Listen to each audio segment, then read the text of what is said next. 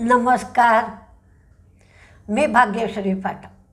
Market आणि मी हा सोप्या मराठीतून शेअर मार्केट समजावून सांगण्याचा माझा एक उपक्रम आहे.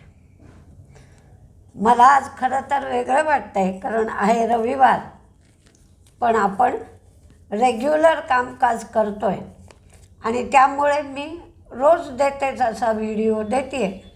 पण व्हिडिओमध्ये काही फरक केला आहे, कारण काही डेटा आज रेग्युलर मिळतो तसा मिळणार नाही. शनिवार रविवार दोन्ही दिवस बंद असतं सगळं. आज बजेट 11 वाजता जाहीर होईल. 9व्या वेळेला निर्मला सीतारामन आज बजेट देतील. पण मार्केट मात्र 2 विभागात चालेल. आज एक तर शंका आहे की 1 तारीख जरी असली तरी जे विक्रीचे आकडे येतात ते आज दिले जातील की नेहमीप्रमाणे सोमवारी दिले जातील. म्हणजे 1 तारीख रविवारी असली तर आकडे जाहीर होतात, पण त्याचा सोमवारी मार्केटवर परिणाम दिसतो. तर ते पाहावं लागेल की विक्रीचे आकडे आज जाहीर होत आहेत की नाही. त्याचबरोबर आज फॉरेन इन्व्हेस्टर्सची खरेदी आहे 2251 कोटीची आणि डोमेस्टिक इन्व्हेस्टर्सची मात्र विक्री आहे 601 कोटीची. इथे मोठा बदल दिसतो आहे. आणि एक असलेल्या अपेक्षा की बजेटमध्ये काय काय लोक एक्सपेक्टेशन ठेवत आहेत आणि जर ती एक्सपेक्टेशन पूर्ण झाली नाही तर शेअर मार्केटवर आज परिणाम दिसू शकतो. तर कॅपिटल गेनच्या संदर्भात शॉर्ट टर्म लाँग टर्म दोन्हीही बजेटमध्ये काही उपाययोजना केलेल्या आढळतील. मॅन्युफॅक्चरिंगवर जोर अपेक्षित आहे आणि टॅक्सेसबद्दल नेहमीच अपेक्षा असते. पण यावेळेला सरकारी खर्च डिफेन्स, रेल्वे या दोन्हीवरही वाढेल. गुंतवणूक वाढवली जाईल, भांडवली खर्च वाढवला जाईल. या सगळ्या अपेक्षा यावेळेला बजेटकडून आहेत. जर बजेट चांगलं आलं तर मात्र प्रथम 25,600 आणि नंतर 1 आठवड्यामध्ये 26,000पर्यंत मार्केट जाऊ शकतं. पण बजेट खराब आलं तर मात्र प्रथम 24,900 आणि नंतर 24,500च्याही जवळपास मार्केट जाऊ शकतं.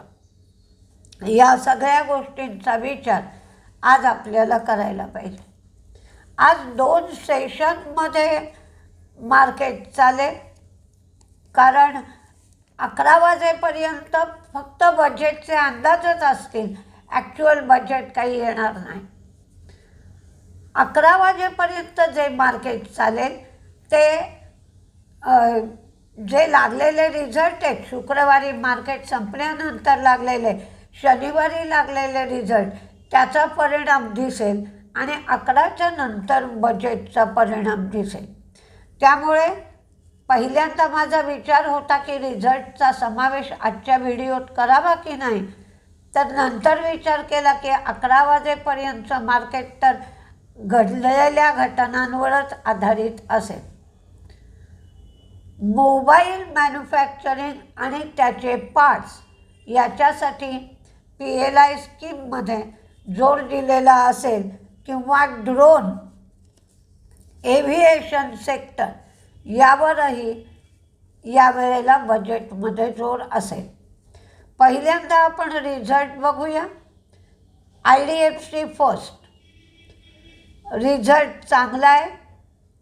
प्रोव्हिजन्सही कमी झाले आहेत, प्रॉफिट वाढलं आहे, नेट इंटरेस्ट इन्कम वाढलं आहे. CDSLचं प्रॉफिट रेव्हेन्यू वाढलं आहे, मार्जिन कमी झालं आहे. सन फार्मा मार्जिन कमी झालं आहे. आता काय होतं, जे समोर रिझल्ट असतात ते आम्ही तुम्हाला सांगतो. त्याच्यामध्ये अदर इन्कम असतं, एक्सेप्शनल लॉस असतो. फॉरेन करन्सीमध्ये जो काही बदल होत असतो त्याच्यामुळेही झालेला लॉस असतो. तर या सगळ्या गोष्टींचा जेव्हा ट्रेडर्स विचार करतात तेव्हा पहिल्या 15 मिनिटात वेगळं दृश्य दिसतं, नंतर वेगळं दृश्य दिसतं. अशोका बिल्डकॉन प्रॉफिट वाढला आहे, रेव्हेन्यू मार्जिन कमी झालं आहे. पॉवर ग्रीडचा रिझल्ट चांगला आहे, 3.25 रुपये डिव्हिडंड दिला आहे. LIC हाऊसिंग प्रॉफिट कमी झालं आहे, नेट इंटरेस्ट इन्कम वाढलं आहे. स्कोडा ट्यूब्सचं मार्जिन कमी झालं आहे. ज्युपिटर लाईफचं सुद्धा प्रॉफिट कमी, मार्जिन कमी. सुब्रोस प्रॉफिट रेव्हेन्यू वाढला आहे, मार्जिन कमी. गुजरात अंबुजा सिमेंट प्रॉफिट कमी, मार्जिन कमी. मयूर युनिकोटर्स यांचा रिझल्ट चांगला आला आहे, प्रत्येक गोष्ट वाढली आहे. ग्लेनमार्क फार्मा रिझल्ट चांगला आला आहे, मार्जिन सकट प्रत्येक गोष्ट वाढली आहे. त्रिवेणी इंजिनिअरिंगचा सुद्धा रिझल्ट चांगला आहे, 1.50 रुपये डिव्हिडंड आहे. रिलॅक्सोचं प्रॉफिट आणि मार्जिन कमी झालं आहे. ॲझटेक ASTECH ॲझटेक लाईफ सायन्स यांचा प्रॉफिट कमी झालं आहे, रेव्हेन्यू वाढला आहे. रिलायन्स पॉवर प्रॉफिट कमी, रेव्हेन्यू वाढला आहे. अँटनी वेस्ट यांचं पण प्रॉफिट कमी, मार्जिन कमी. Steel authority of India profit कमी, मार्जिन कमी. चोलामंडलमचा रिझल्ट चांगला आहे, 1.30 रुपये dividend. New India assurance profit चांगला आहे, नेट प्रीमियम त्यांना मिळालं ते पण वाढून आलं आहे. गॉडफ्रे फिलिप्स मार्जिन कमी झालं आहे. मेड प्लस रिझल्ट चांगला आहे. ब्लू डार्ट सगळ्यात प्रॉफिट कमी झाला आहे पण रेव्हेन्यू आणि मार्जिन वाढलं आहे. नॉर्दर्न आर्क यांचं प्रॉफिट वाढलं आहे, नेट इंटरेस्ट इन्कम वाढलं आहे.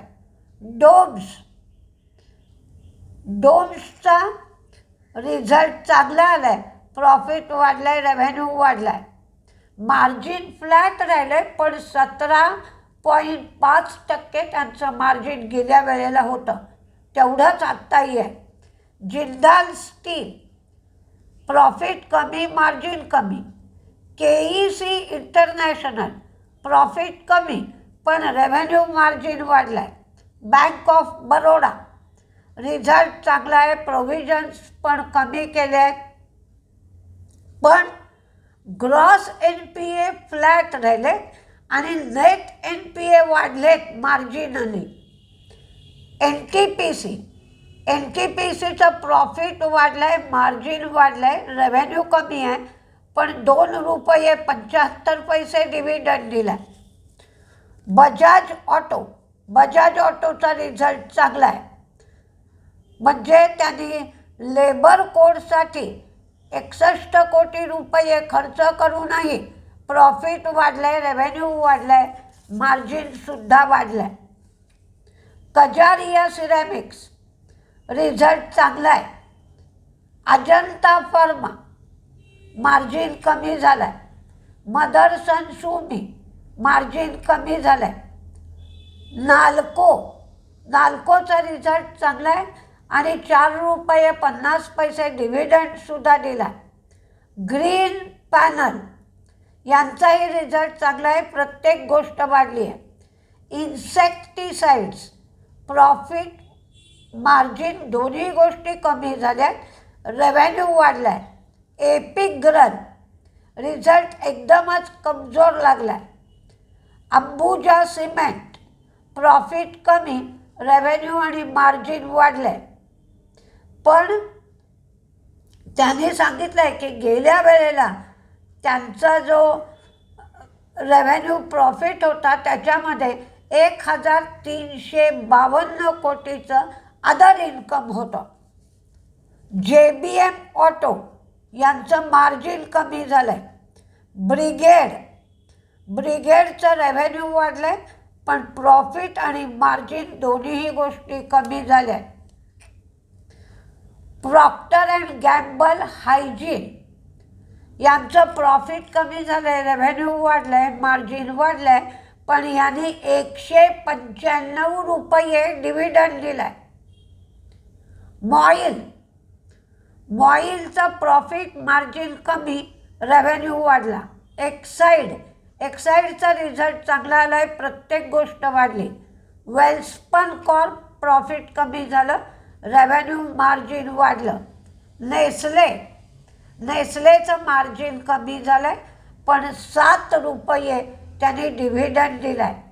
स्ट्राइड्स फार्मा रिझल्ट चांगला आला आहे, प्रत्येक गोष्ट वाढली, उत्तम रिझल्ट आहे.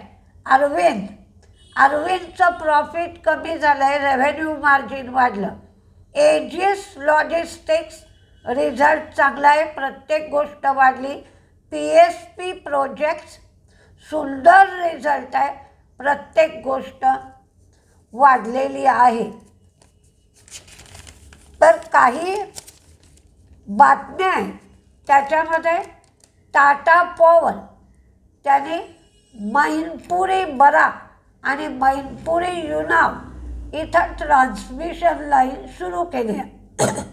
आणि प्रिकॉलचं क्रेडिट रेटिंग सुधारलं आहे. ज्युपिटर लाईफ त्यांना सगळे लायसन्स मिळालेत आणि डोंबिवलीला त्यांनी हॉस्पिटल सुरू केलं आहे. तर आता जे शेअर्सची मी नावं दिली आहेत तो माझा अंदाज आहे, तो प्रत्येकाचा अंदाज असेल असं नाही. म्हणजे इन जनरल जे काही बोलण्यातून येतं तो अंदाज मी दिला आहे की मच्छीमार लोकांना काही फायदा मिळावा, टुरिझम चाललं आहे तर टुरिझम सेक्टरला काही फायदा मिळावा, अशा काही हिशोबाने मी शेअर्स दिलेत. किंवा रोजगार निर्मिती टेक्स्टाईल सेक्टरमधून होते तर त्या शेअरचा समावेश आहे. आणि जे यानं सोडली जातात त्याला जे मेटल लागतं त्याचा समावेश केला आहे. अशी ती लिस्ट दिली आहे. तर त्या लिस्टचा काय प्रभाव पडतो ते बघूया. अवंती फीड्स, ॲपेक्स फ्रोझन या दोन्हीलाही आत्ता युरोप डील झालं, त्याच्यामध्येही फायदा होईल. आणि माझा एक अंदाज आहे असा की व्यंकीज आणि SKMX याला फायदा होईल असं काही बजेटमध्ये असेल. KPR mills, Mishra Dhatu Nigam, Britannia, Larsen and Toubro नवीन ट्रेन सुरू करतील. तर IRCTC, डिफेन्ससाठी HAL आणि BEML, IDBIच्या संदर्भात डायव्हेस्टमेंटच्या संदर्भात काही बजेटमध्ये असेल म्हणून IDBI आणि महाराष्ट्र बँक, रेलटेल आणि राईट्स, अपोलो मायक्रो, सात्विक ग्रीन रिन्युएबलसाठी, HBL इंजिनिअरिंग आणि त्रिवेणी इंजिनिअरिंग, इथेनॉलच्या संदर्भात India glycol,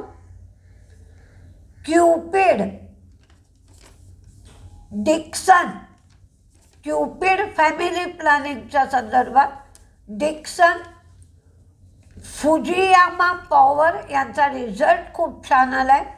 steel authority of India, grow.